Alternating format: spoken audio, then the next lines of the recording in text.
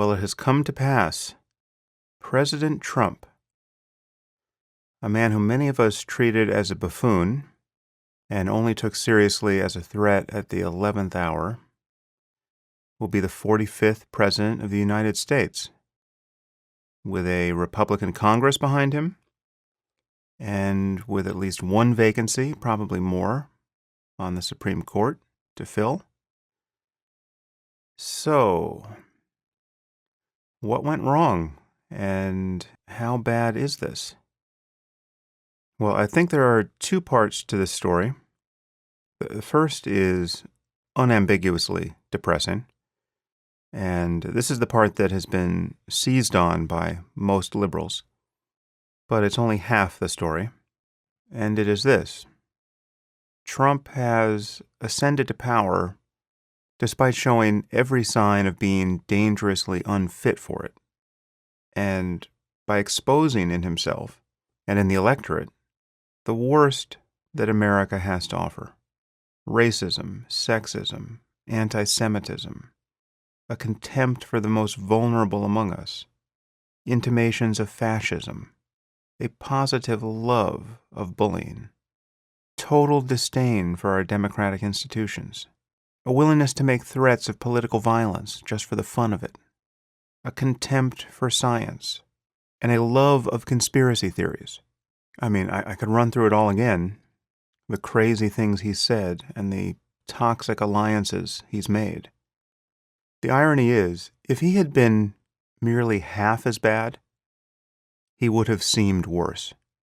He would have been more recognizably dangerous. I mean, there were so many awful moments that the media couldn't focus on them for long enough or weigh their significance. And the big things were as big as they get, right? Climate change is a hoax. Why can't we use our nuclear weapons? Maybe nuclear proliferation is a good thing. Let the Saudis and the Japanese and the South Koreans build their own nukes. Who's to say we should support our NATO alliances? What have they done for us? Putin is a great leader. Maybe we should just default on our debt, cut a better deal. Any one of those things should have ended it. But of course, the little things were just as weird and should have been just as disqualifying. I mean, we have just elected a president who has bragged about invading the dressing rooms of beauty pageant contestants so that he could see them naked, when they were effectively his employees. I mean, he owned the pageant. And then he even bullied some of these young women publicly, some on social media in the wee hours of the morning, while campaigning for the presidency. And then he denied doing any of these things when no denial was even possible. We had all seen his tweets. And in response to the astonishment of the media, he looked the American people in the eye and said, "No one respects women more than I do. No one." And half the country accepted that as what? The truth? As good theater? As sketch comedy? I mean, there are really no words to describe how far from normal we have drifted here. David Remnick, the editor of The New Yorker, described the situation the night of the election in a piece entitled "An American Tragedy." Now, I'll read a little of that so you get a sense of what the liberal elites were thinking at 3 a.m. Quote, "The election of Donald Trump to the presidency is nothing less than a tragedy for the American Republic, a tragedy for the Constitution, and a triumph for the forces at home and abroad of nativism, authoritarianism, misogyny, and racism. Trump's shocking victory, his ascension to the presidency, is a sickening event in the history of the United States and liberal democracy. On January 20th, 2017, we will bid farewell to the first African American president, a man of integrity, dignity, and generous spirit, and witness the inauguration of a Khan who did little to spurn endorsement by forces of xenophobia and white supremacy. It is impossible to react to this moment with anything less than revulsion and profound anxiety." And then he goes on, In the coming days, commentators will attempt to normalize this event. They will try to soothe their readers and viewers with thoughts about the, quote, innate wisdom and essential decency of the American people. They will downplay the virulence of the nationalism displayed, the cruel decision to elevate a man who rides in a gold-plated airliner but who has staked his claim with the populist rhetoric of blood and soil.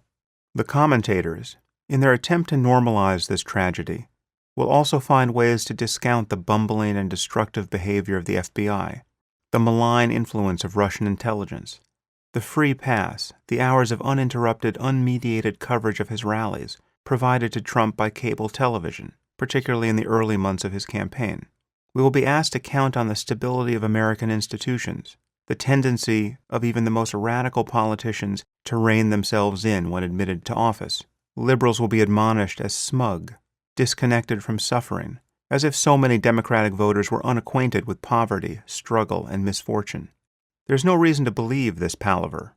There's no reason to believe that Trump and his band of associates, Chris Christie, Rudolph Giuliani, Mike Pence, and yes, Paul Ryan, are in any mood to govern as Republicans within the traditional boundaries of decency. Trump was not elected on a platform of decency, fairness, moderation, compromise, and the rule of law. He was elected in the main on a platform of resentment. Fascism is not our future. It cannot be. We cannot allow it to be so.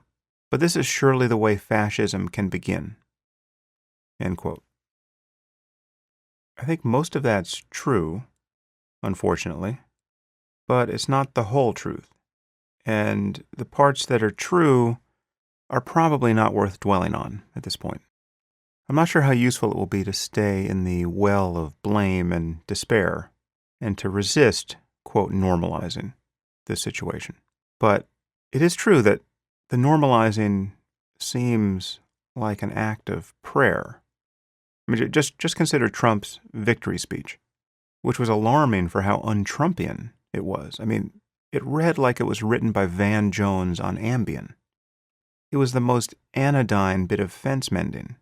But you could feel the desperation in the media to read into his surprisingly gracious notes the normalcy that Remnick is talking about here. I mean, maybe we were all just wrong about him, right?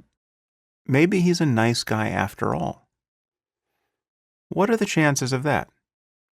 Is it possible that an ethical person merely pretended to be a total asshole for 18 months?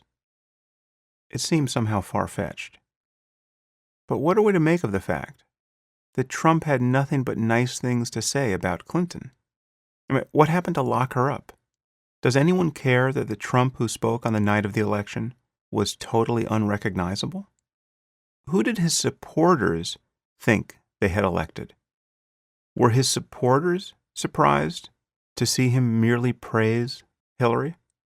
Is it all theater? Who is this guy? Will he attempt to do anything he promised to do? Does anyone know? Does Ivanka have any idea what her dad will do as president? Now, I've gotten a fair amount of grief from people at this point for having been wrong about the election. I'm not sure what they mean. I admit I did jinx it by posting a suitably repellent picture of Trump on Twitter early in the day and saying, "Bye-bye, Donald." Now, of course, that wasn't a prediction. I was simply saying how nice it would be to never think about him again. Of course, when I sent that tweet, the polls were giving him around a 20% chance of winning. Now, whether the polls were wrong or not is anyone's guess at this point. If a 20% chance of winning is not nothing, right? Spend a few minutes with some dice and see how often a 20% chance comes up. It comes up quite frequently, sometimes on the very first roll. So, I jinxed the election. Sorry about that. But surely it can't have been a failure of judgment to have trusted the most reputable polls. Basically, everyone was doing that. What else was there to trust? Just the torrents of hatred I saw on social media? But the story about what happened with the polls will be interesting in the weeks and months ahead. And the truth is, I always had a bad feeling about the election, and that's why I talked about it so much on this podcast. I mean, I could tell that Hillary's flaws as a candidate were causing people to ignore Trump's flaws as a human being. Well, we're about to find out how high a price we and the rest of the world will pay for that. Speaking personally, I can say I feel that I left more or less everything on the field. Okay, I know I alienated many of you in how fully I disparaged Trump. And I kept doing it even at the risk of boring those of you who actually agreed with me because I thought it was so important. So I don't honestly see how I could have done any more. And at this moment, that's actually a good feeling. I was preparing myself for this moment. And I certainly know many scientists and business people and writers who can't say the same. But who knows? The fact that they held their tongues may appear fairly prudent at this moment. I mean, we're about to see an astonishingly vindictive man sweep to power with not many checks on his power. And he has threatened to go after his enemies, to jail Hillary, to sue the women who accused him of sexual assault, to change our libel laws, to go after the Washington Post. Again, this is not a normal moment in American history. Now, many people have asked me whether I regret not backing Bernie Sanders. If I'm so trusting of polls, why didn't I trust the polls that showed him to have a better chance than Clinton against Trump? Because Sanders was totally untested. He had never been subjected to opposition research the way Clinton had. We knew what the Republicans were going to say about Clinton. Who knows what they would have done to Sanders? It's true that he would have drawn some of the isolationist and anti-establishment vote that went to Trump. And perhaps he would have turned out more voters than Clinton did. And it looks like that could have been decisive. It seems that Hillary got 6 million fewer votes than Obama did in 2012, and 10 million fewer than he got in 2008. So Democrats didn't show up, and I hope all those Bernie supporters who stayed home or who voted for a third party will be paying attention over the next 4 years. But I share the view that the election was generally a repudiation of the left, and of political correctness in particular, as much as it was just a vote for change. It was a repudiation of black and brown identity politics by white identity politics. And it's important to point out that this isn't the same as racism. Okay, I don't believe that a majority of the people who voted for Trump were motivated by racism. There are people who voted for Obama twice who voted for Trump. Racism cannot be the best way to explain that. And this is where the prevailing analysis on the left is wrong, of the sort that I just read from David Remnick in The New Yorker. Yes, we have just elected a man who was officially endorsed by the Ku Klux Klan. So you can be sure that every white racist in the country voted for Trump. But there are millions of other decent people who have reasonable concerns about a movement like Black Lives Matter. And most of these people probably voted for Trump too. These people are not racists. They were simply recoiling from charges of racism and from a toxic brand of identity politics. Much of what has been coming out of the left, not everything, but much of it, particularly about race and about law and order and about Islamophobia and terrorism, about issues that are fundamental to the security of our society, has had all the moral clarity and intellectual honesty of the O.J. verdict, which is to say none at all. And I'm confident that many people who don't perceive Trump to be a dangerous con man in the way that I do probably voted for him out of sheer exasperation. They were sick of being called racist for not worrying about Halloween costumes on our Ivy League campuses. So millions of these people, along with real racists, told all you whinging social justice warriors at Yale and Brown to go fuck yourselves. And can you really blame them?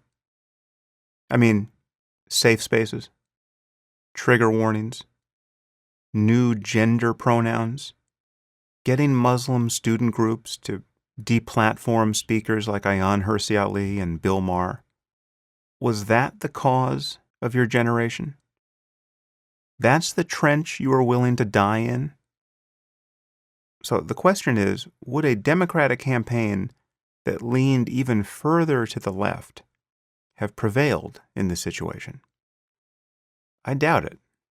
And did Sanders have anything sensible to say about foreign policy? Would he have been able to address fears about terrorism? It certainly didn't seem that way at the time. And I suspect that this really is the crux of the issue. At least it's the main reason why even those who saw Trump's flaws didn't care about them. Okay, the problem that worried me the whole time is the left's total failure to speak honestly about Islam and terrorism and the refugee crisis in Europe. Okay, and this, I think, was decisive. Certainly was one of the things that, had it gone the other way, would have given us a different result. Admittedly, it seems strange to cite polls at this point, but what else can I do?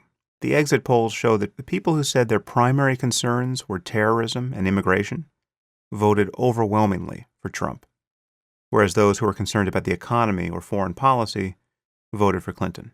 So it wasn't the economy, stupid, this time around, though economic fears certainly played a role, and it wasn't just poor whites who supported Trump. The median income of Trump voters was $72,000. And I think that in this election, concerns about terrorism and immigration largely boil down to a concern about Islamism and to the fear and distrust provoked by liberal lies about it. Immigration means other things, of course, but I don't think it's mainly that there were a lot of white people whose median income is $72,000 who want to pick strawberries for a living. If my collisions on social media told me anything over the last year, it's that many people were nearly single-issue voters when it came to Islam. I would bet that this accounts for many more people than voted for a third-party candidate, which was also probably decisive. The fact that we have a president who wouldn't even use the phrase Islamic extremism, who could even say things like terrorism has less to do with Islam than any other religion, right? And the fact that Clinton seemed to embrace this delusion, even though she did on occasion use the phrase radical jihadism, as though that made any sense. That was a terrible problem. And of course, the fact that she and her husband had taken tens of millions of dollars from the Saudis and other Islamist regimes didn't help. Couple that with this unexplained desire to increase the number of Syrian refugees by 550%, without ever acknowledging what is going wrong in Europe. This was a deal breaker for many people. And I heard from these people endlessly over the last year. And the problem, of course, is that people are right to be worried about Islamism and jihadism. And all the left has offered on this point are lies and sanctimony and charges of racism and bigotry. Worrying about Islam more than any other religion at this moment is not a sign of racism or bigotry.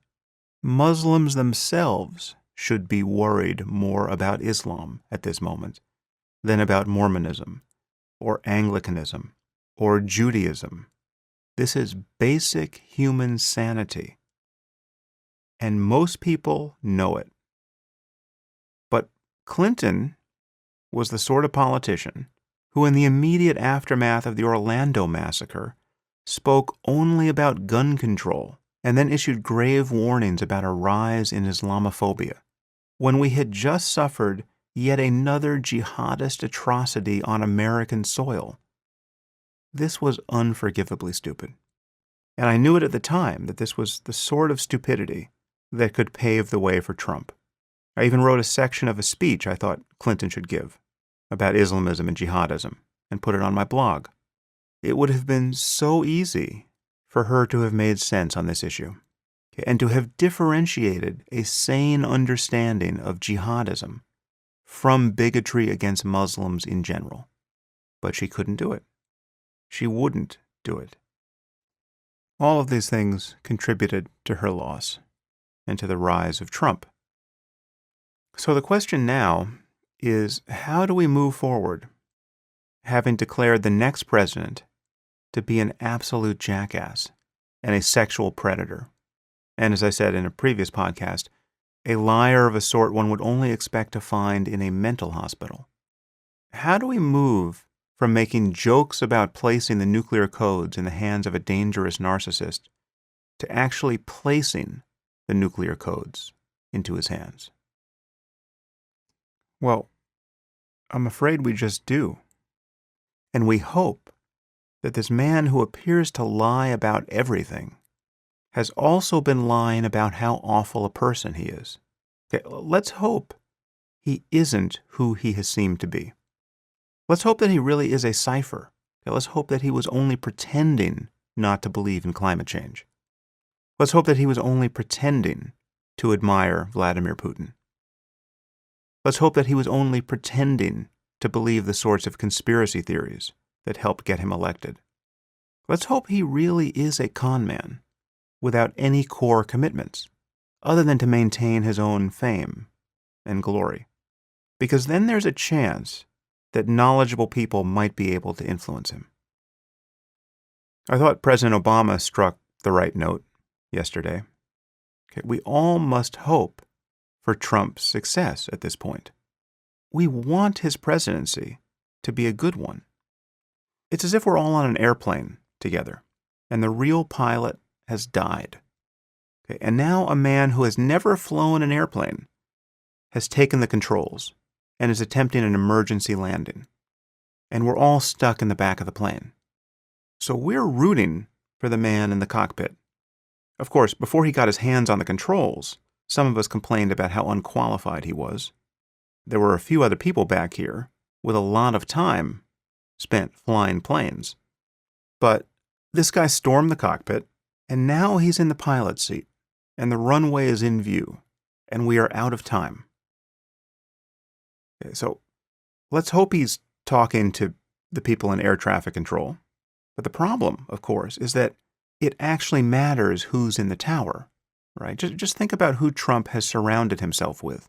Rudy Giuliani, Chris Christie, Sarah Palin, Mike Pence. This is a clown car of ideologues and incompetence, with a couple of religious maniacs thrown in. But again, we want him to land this plane, okay? And it doesn't have to be pretty.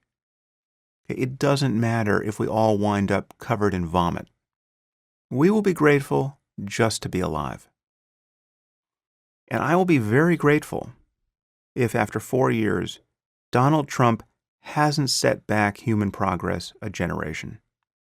This all may sound like hyperbole, but who knows what sort of mistakes this man is capable of. And if you said that about Clinton, you were just wrong. Even with all her flaws, we have no idea who Trump is or what he will do. He probably doesn't even know. But we do know that he has less understanding about the responsibilities he's about to assume than any president before him. Indeed, he has less understanding than any candidate most of us have ever conceived of. So, let's hope he's a quick study, and let's hope there are thousands of good people who are willing to work for him. Which brings up a point I saw raised on social media by a few people. No matter how horrified you are by this result, no matter how judgmental you are of the people who enabled him, people like Paul Ryan, you have to hope that the best people available will come forward now and be willing to serve in Trump's administration. People with good reputations and real expertise. So we can't afford to question the motives or integrity of anyone who would join this administration. We want the best people who can get in the door. And we have to hope that being president of the United States brings out the best in Donald Trump. Campaigning for the presidency brought out the worst. It showed what he's like as an embattled narcissist and fabulist and demagogue. But now he's won, right? Now he will be surrounded by people seeking the warm glow of his power. Now he will inspire fear, right? Actual fear, not merely scorn in his critics. He is no longer just a clown. He's the most powerful clown on earth. We have to hope that winning to this degree will pacify some of his demons. Is there a historical or psychological precedent for this? I have no idea. But we're about to find out what happens to a man with a famously, palpably, visibly unhealthy ego who suddenly triumphs over everyone who ever doubted him. I mean, this was a man, when he voted in New York at his polling place, got jeered by a crowd on Tuesday. Okay, in a city that voted 87% against him. And one day he's going to ride back into town on Air Force One. Imagine the way his ego feels right now. I mean, just imagine the satisfaction Trump will feel when he takes possession of the White House and shows President Obama the door. The first black president who humiliated him in front of all the Washington elites at the White House Correspondents' Dinner. Go watch footage of that. All those laughs at his expense. I mean, Trump has been a punchline for decades. Okay, he's been the Rodney Dangerfield of billionaires. Okay, but that moment with Obama at the podium was the worst. And now he gets to tell Barack Hussein Obama to get out of his house and then tear his legacy to shreds. You've got the first black president being shown the door by a man who always questioned his legitimacy in racist terms and who has now been officially endorsed by the KKK. Only Shakespeare could do this moment justice. So, while Trump seems like he could become some sort of Caligula with an iPhone, we have to hope that our democratic institutions will restrain him, and that the awesome responsibilities thrust his way, the responsibility of running a superpower, will bring out the better angels of his nature, if he has any.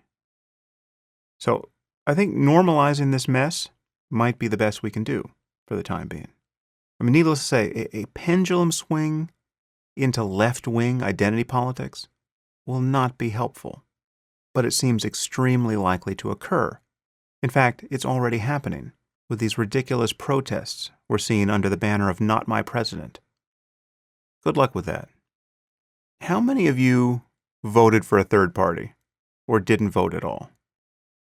What we need are smart, ethical people in the political center who can defend freedom of speech and science and the norms of civil discourse from their enemies on both the right and the left. And insofar as I can do anything useful in that area, I will do my best. That's part of what this podcast is for. And if you guys have any ideas about who I should talk to on the podcast, about the fate of civilization, I'll be very happy to hear your ideas. And I promise I will be getting to interesting topics totally unrelated to politics. In fact, I will mostly do this, because what I say about politics doesn't seem to do much. As always, you can support the podcast at samharris.org/support. And you can also support it on a per-episode basis at patreon.com/samharris. About 2% of listeners regularly support the podcast now, and I'm hoping to bring that up to 10%. That will be a game changer. And if you are already a supporter, please know that your help is greatly appreciated. And once again, thanks for listening. Until next time.